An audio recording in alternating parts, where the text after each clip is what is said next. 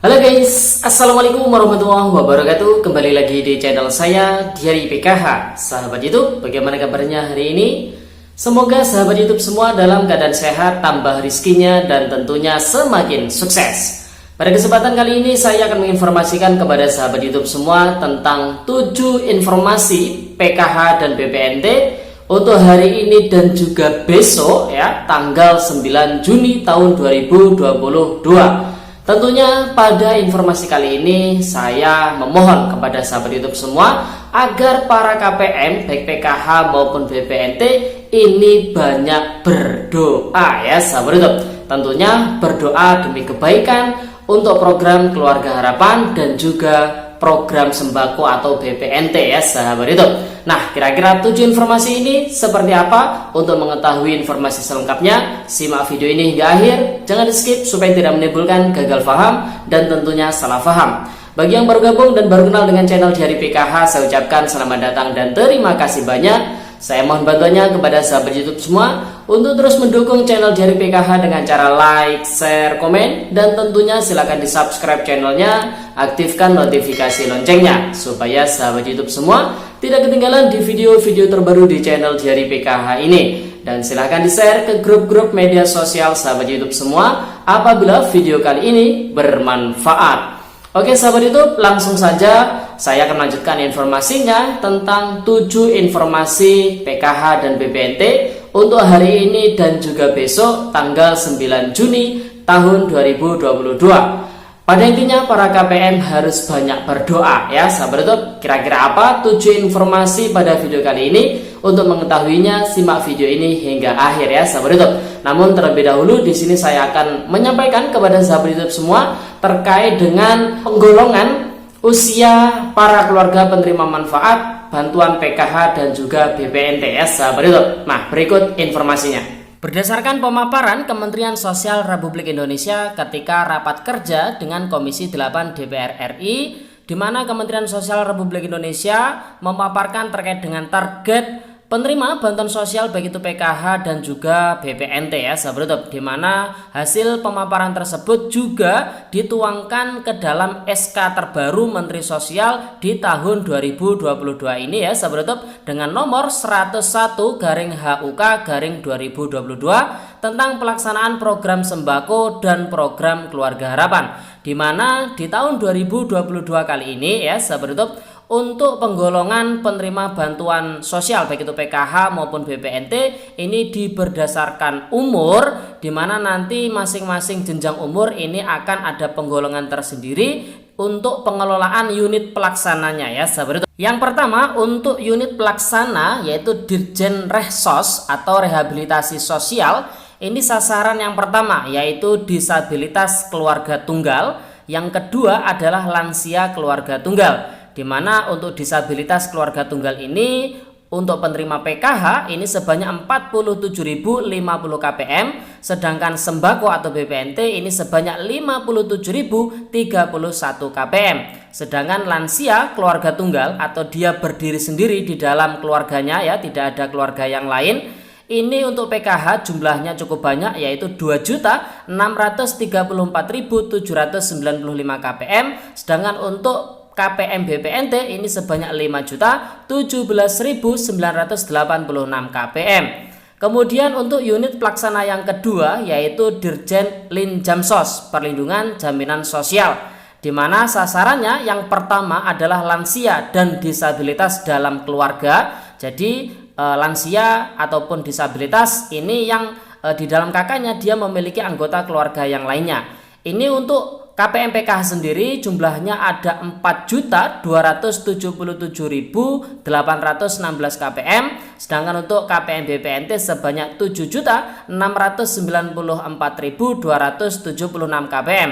Kemudian sasaran yang kedua yaitu kepala keluarga usia di atas 40 sampai dengan 60 tahun ya sahabat YouTube, ini juga masuk Dirjen Linjamsos, di mana jumlahnya untuk KPM PKH ini sebanyak 1.336.632 KPM, sedangkan untuk KPM BPNT sebanyak 1.755.641 KPM ya sahabat YouTube. Kemudian unit yang terakhir yaitu Dirjen Dayasos atau pemberdayaan sosial, di mana ini yang menurut pemaparan Bu Menteri Sosial ini nantinya adalah menjadi target untuk graduasi ya sahabat YouTube, di mana sasarannya adalah kepala keluarga yang usianya 40 tahun ke bawah ya sahabat YouTube.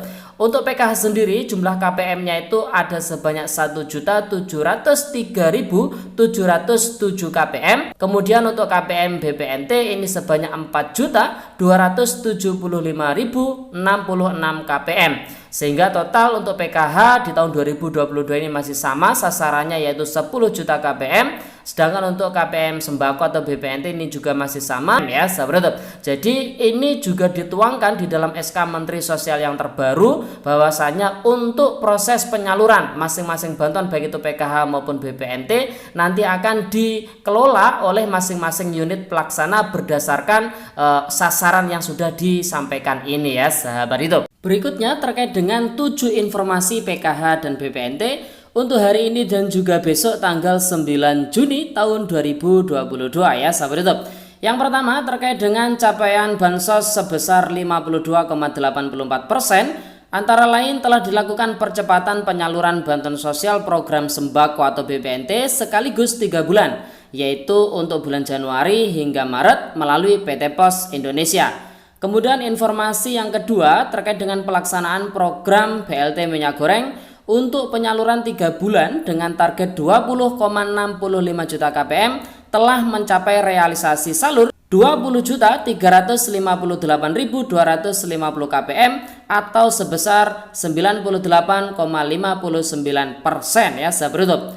Kemudian informasi yang ketiga terkait dengan penyaluran bansos sembako Juni tahun 2022 belum bisa disalurkan karena proses revisi DIPA sesuai OTK baru belum disetujui oleh Bappenas dan Kementerian Keuangan. Jika dalam 1 bulan belum selesai, maka penyaluran PKH tahap 3 ini terancam terhambat ya sahabat YouTube. Kemudian informasi yang keempat berdasarkan update realisasi anggaran tingkat kementerian atau lembaga per tanggal 4 Juni tahun 2022, Kementerian Sosial berada di peringkat pertama dengan nilai realisasi anggaran sebesar 51,43% dari 85 kementerian atau lembaga dengan rata-rata realisasi anggaran sebesar 33,05%. Kementerian Sosial berada di peringkat pertama dengan nilai realisasi anggaran sebesar 51,43% dari 34 kementerian dengan rata-rata realisasi anggaran 32,68%.